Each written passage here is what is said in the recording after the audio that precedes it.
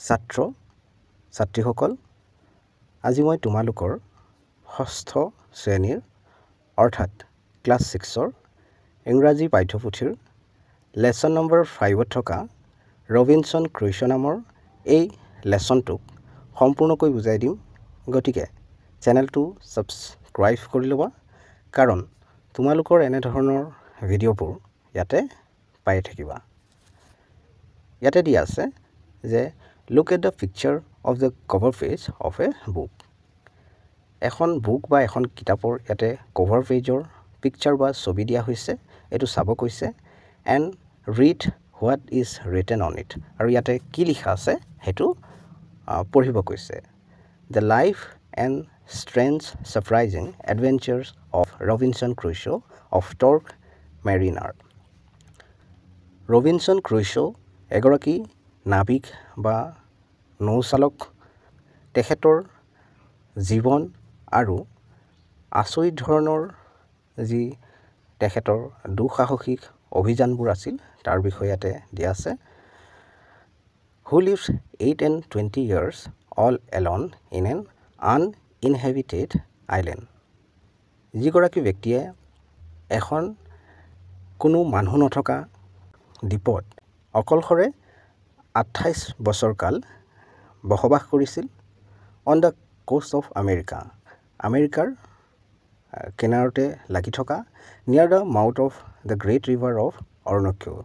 অৰুণাক্য নামৰ যিখন ৰিভাৰ, সেই অৰুণাক্য নদীখনৰে, সেই মহান নদীখনৰ মুখৰ কিনাৰতে।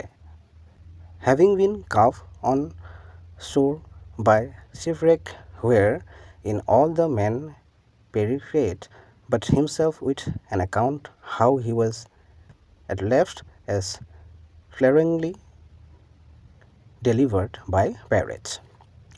মানে তেখেতৰ যিখন জাহাজ সেইখন ধ্বংস হৈ গৈছিল। সেই জাহাজখনত যিসকল লোক আছিল সকলোৰে মৃত্যু হৈছিল। সেই ধ্বংস হৈ যোৱা জাহাজখনৰ পৰা কেনেকৈ নিজকে জলদস্যুৰ পৰা ৰক্ষা কৰি ৰবিনসন ক্ৰুছো বাচি থাকিবলৈ সক্ষম হৈছিল তাৰ বিষয়ে ইয়াতে দিয়া আছে।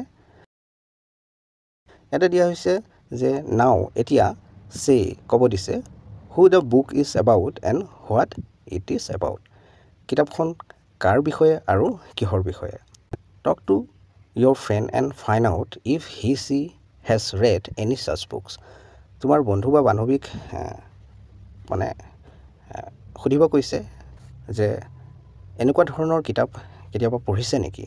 ইফ য়েছ, যদিহে পঢ়িছে, tell the class what books your friend has red. তোমাৰ বন্ধু বা বান্ধৱীয়ে এনেকুৱা ধৰণৰ কিতাপ যদি পঢ়িছে তেনেহ'লে ক্লাছটোক বা শ্ৰেণীটোক ক'ব কৈছে। ইয়াতে দিয়া আছে লেটছ ৰিড এবাউট এন এডভেঞ্চাৰৰ ৰবিনসন ক্ৰুছো। অহা এতিয়া পঢ়োঁ বুলি কৈছে ৰবিনসন ক্ৰুছোৰ বিষয়ে, যিগৰাকী আছিল এগৰাকী অভিযানকাৰী। Let's read what happen to him one day. এদিন এখন তেখেতৰ কি হৈছিল, অহা পঢ়োঁ বুলি কৈছে। ৰবিনসন ক্ৰুছো ৱাজ এন এডভেঞ্চাৰৰ। ৰবিনসন ক্ৰুছো আছিল এগৰাকী অভিযানকাৰী। হি ৱেণ্ট অন ছেভেৰেল ভয়েজেছ। তেখেত বিভিন্ন ধৰণৰ সমুদ্ৰ যাত্ৰা বা জলপথেৰে ভ্ৰমণ কৰিছিল। ভয়েজ মানে হ'ল জলপথেৰে ভ্ৰমণ কৰা, অৰ্থাৎ সাগৰ মহাসাগৰেদি যাত্ৰা কৰা, পানীয়েদি যাত্ৰা কৰা। তো তেনেকুৱা ধৰণৰ বিভিন্ন যাত্ৰালৈ তেখেত গৈছিল মানে। আনফৰ্চুনেটলি, দুৰ্ভাগ্যক্ৰমে, ডিউৰিং ওৱান ভয়েজ, এটা সমুদ্ৰ যাত্ৰাত, the ship in which he was voyaging was destroyed. যিখন শ্বিপত তেখেতে সমুদ্ৰ যাত্ৰা কৰি আছিল, সেই শ্বিপখন বা জাহাজখন ধ্বংস হৈ গৈছিল। Luckily Robinson Crusoe reached an island safely. ভাগ্যক্ৰমে ৰবিনসন ক্ৰুছোৱে এখন দ্বীপত সুৰক্ষিতভাৱে পাইছিলগৈ। He spend 28 years there. তাতে তেওঁ 28 বছৰ কাল কটাইছিল। Surviving on that island was not less than an adventure for him. তাতে তেখেত জীয়াই থকাটো কোনো প্ৰকাৰে এটা দুঃসাহসিকতাৰ কাম বা সাহসৰ কামতকৈ কম নাছিল। His days were eventful. তেখেতৰ দিনবোৰ ঘটনাপূৰ্ণ আছিল। He kept a journal and carefully noted down almost everything he did and experienced there. তেখেতে এখন ডায়েৰী ৰাখিছিল আৰু তাতে সাৱধানে সকলোবোৰ কথা মানে প্ৰায় সকলোবোৰ কথাই লিখি থৈছিল তাতে তেওঁ কি কৰিছিল কেনেকুৱা ধৰণৰ অভিজ্ঞতা পাইছিল সেইবোৰ লিখি ৰাখিছিল তেখেতৰ ডায়েৰীখনত বা জাৰ্নেলখনত Here is an account of the events of one day from his journal. ইয়াতে তেখেতৰ যিখন ডায়েৰীখনৰ পৰা এদিনৰ ঘটনাৰ বিষয়ে বিৱৰণ দিয়া হৈছে বা বিৱৰণ দাঙি ধৰা হৈছে বা বৰ্ণনা কৰা হৈছে ইয়াতে This will give a glimpse of how adventurous Robinson Crusoe's days were on the island. So সেই আইলেণ্ডখনত ৰবিনসন ক্ৰুছয়ে কেনেকুৱা ধৰণৰ দিনবোৰ কটাইছিল কেনেকুৱা দুঃসাহসিকতাৰে বা সাহসৰে কটাইছিল তাৰে এটা ঝলক বা আভাস দিব ইয়াতে I was at the entrance into my cave. মই গুহাটোত যি সোমাই যোৱাৰ পথ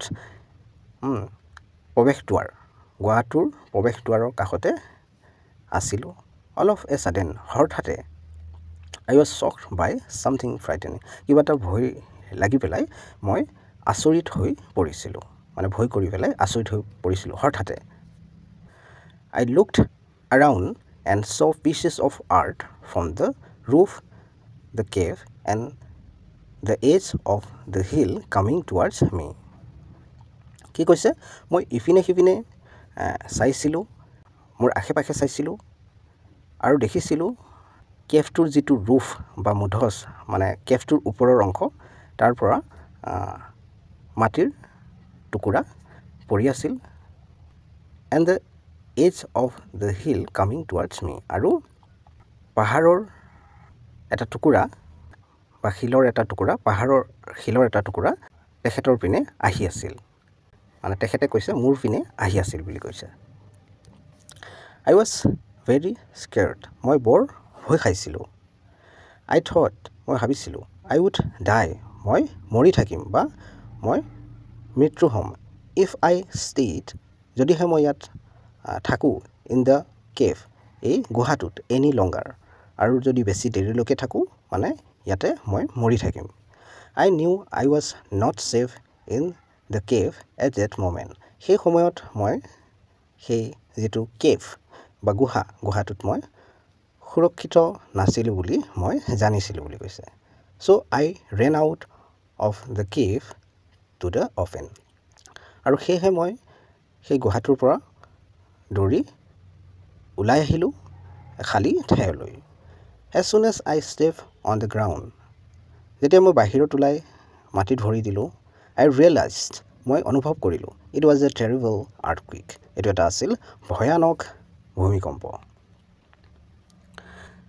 The ground that I was standing on shook terribly.